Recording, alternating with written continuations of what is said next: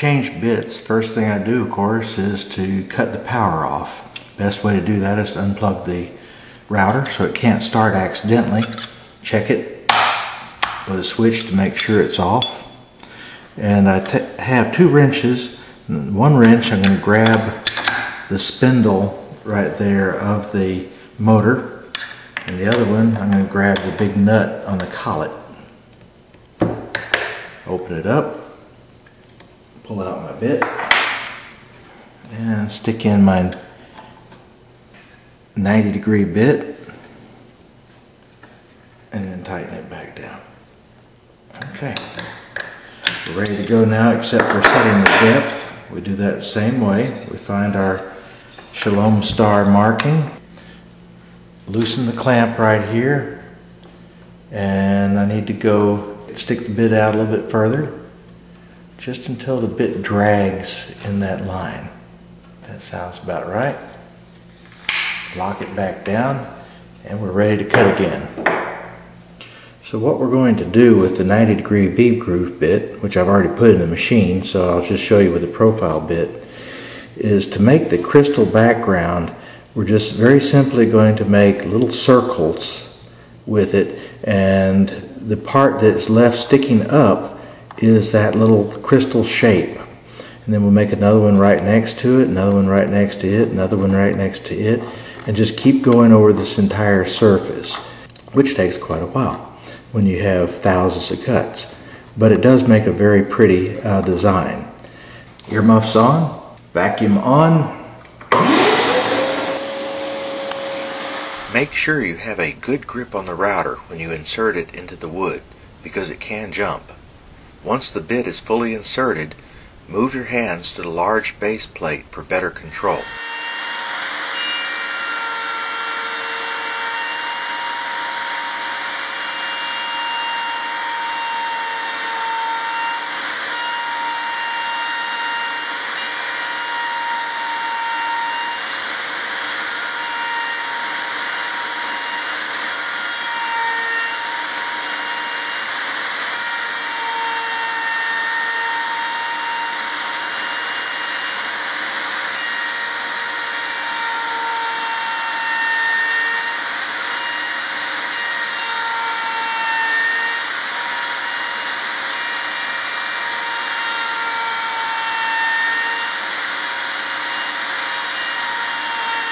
Be very careful when you're cutting near the letters. You must never let the bit touch them.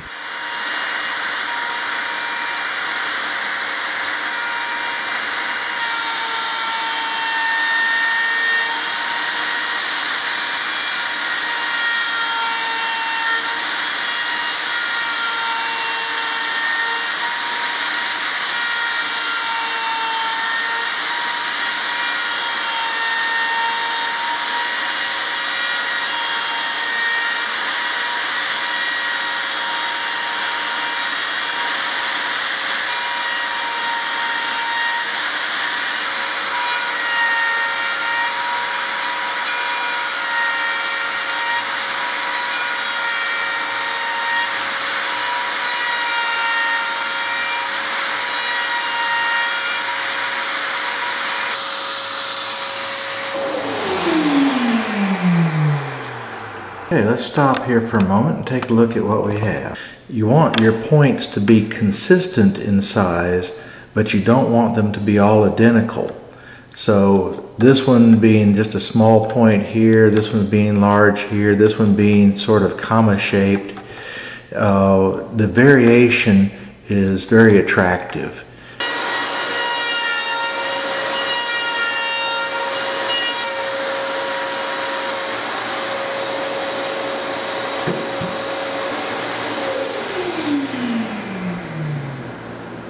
Looking pretty good.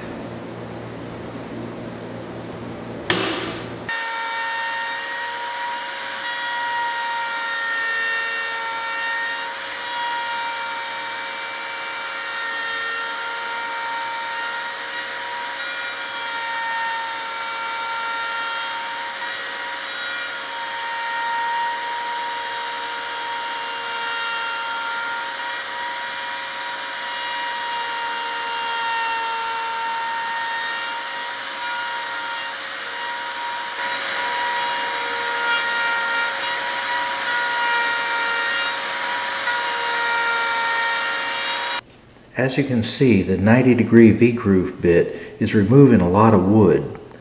Part of the wood is in this 90-degree V-slope part, but part of it is just vertical right here.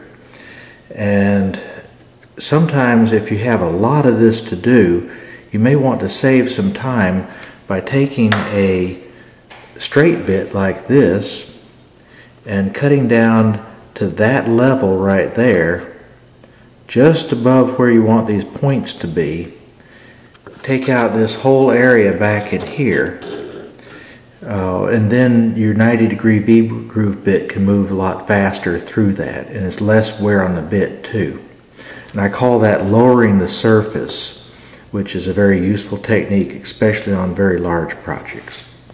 I set the depth so it's just above all these points right here. If I glide it around over these points, it never touches any of them. And now I'll just take off this top layer here.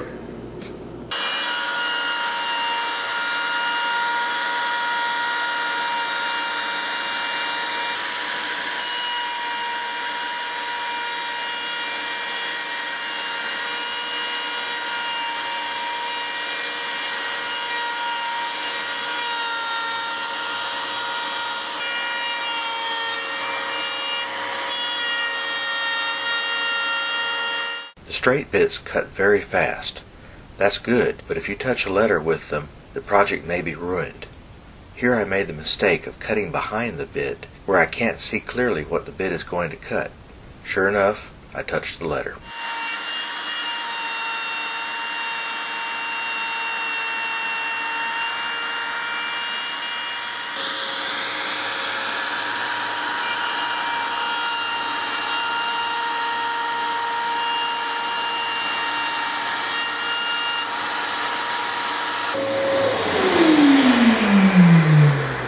Okay, I had one small disaster right here where the straight bit hit this edge right here, and it removes wood very quickly, so there's no recovery from it. I thought I was further over here than I was, and I hit that. So what I'm going to have to do is I have to come back and try to round that over a little bit with my profile bit to make it less noticeable.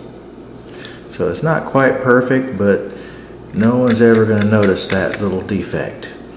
Now you notice that I have knocked down this whole surface here with the straight bit, so there'll be a lot less work for the 90-degree V bit to do. So we'll switch back over to that now.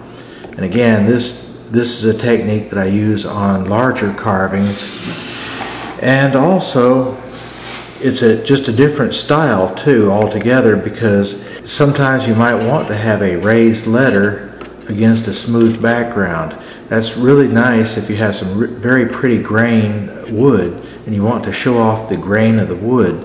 So instead of this crystal pattern, which is very pretty when it's painted, you mill the surface down so that it's totally smooth here, and you have a totally different style and shows off a beautiful wood grain.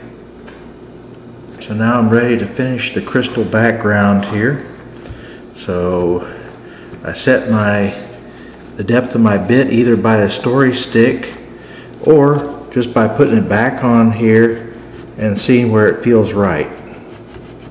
So that's just starting to drag in the bottom of the grooves as I go around.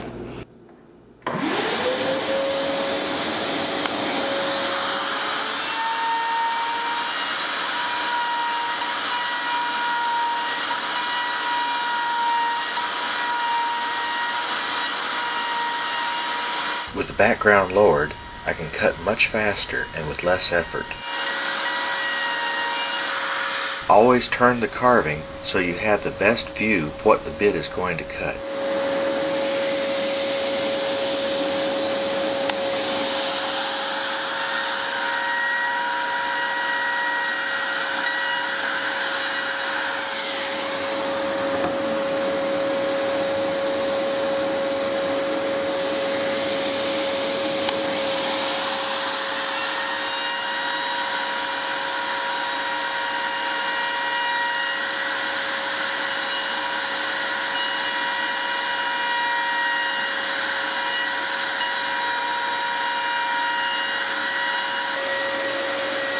The lighted magnifier helps you make much more accurate carvings.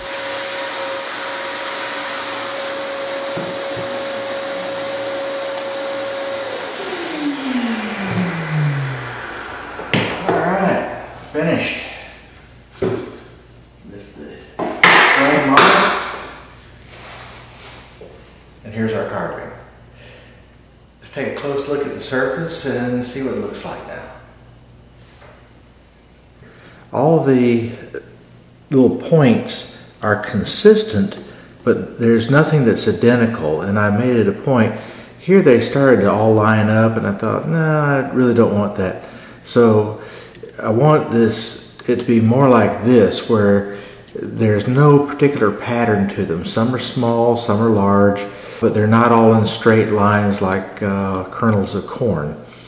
What we're going to do next is we're going to sand the surface, and all these little bits of wood fiber will come right off with it.